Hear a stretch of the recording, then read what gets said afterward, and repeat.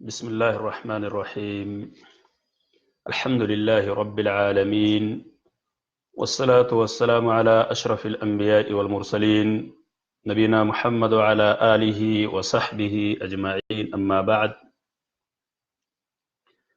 السلام عليكم ورحمة الله وبركاته. محترم ناظرین، آپ کی خدمت میں رسول اللہ صلی اللہ علیہ وسلم کی احادیث، آپ صلی اللہ علیہ وسلم کے فرمودات آپ تک پہنچانے کی کوشش کر رہے ہیں۔ اللہ تبارک تعالیٰ سے دعا ہے کہ اللہ تعالیٰ اس سلسلے کو برقرار رکھے۔ مختصر سے وقت میں تھوڑا سا وقت لے کر انشاءاللہ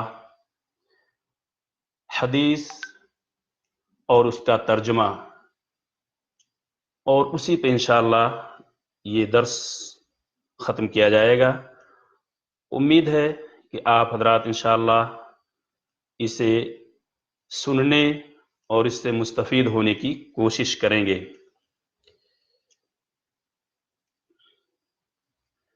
ناظرین کرام،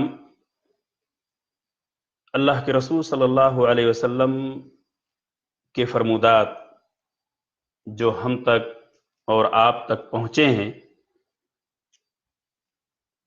وہ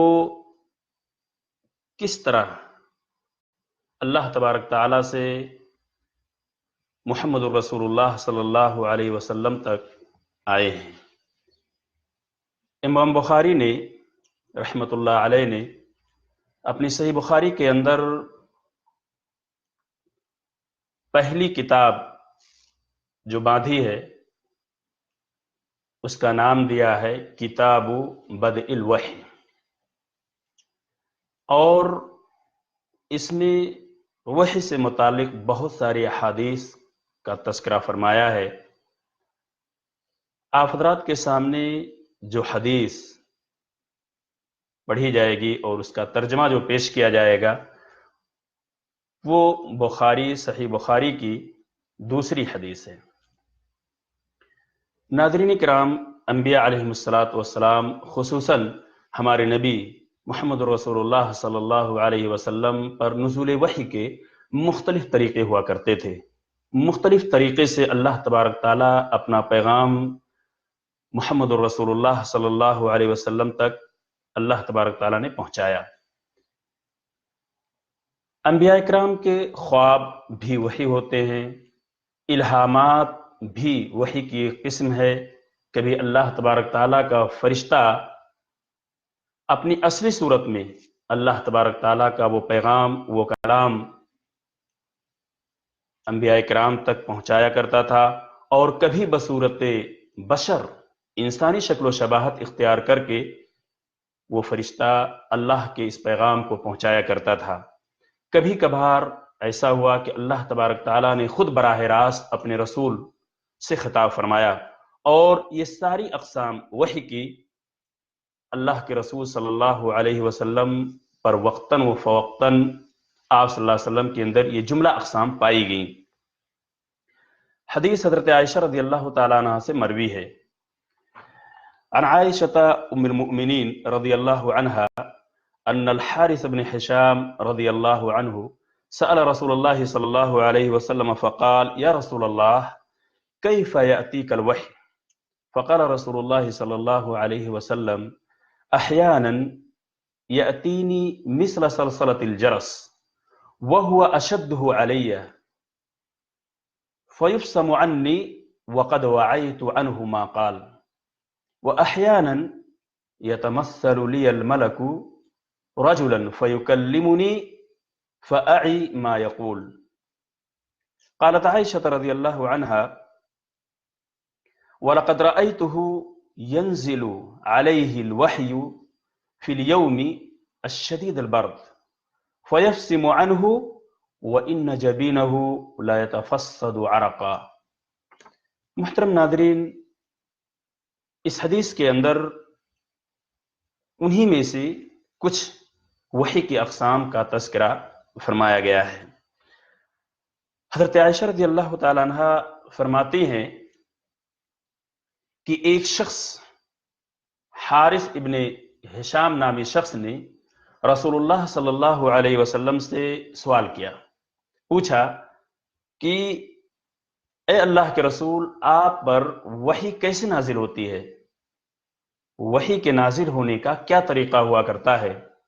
تو آپ صلی اللہ علیہ وسلم نے فرمایا کہ وحی نازل ہوتے وقت کبھی کبھار ایسا ہوتا ہے کہ مجھ کو گھنٹی کی سی آواز محسوس ہوتی ہے۔ جب وحی آنی ہوتی ہے تو گھنٹی سی آواز جرس محسوس ہوتی ہے، اور وحی کی یہ کیفیت مجھ پر بہت شاق گزرتی ہے۔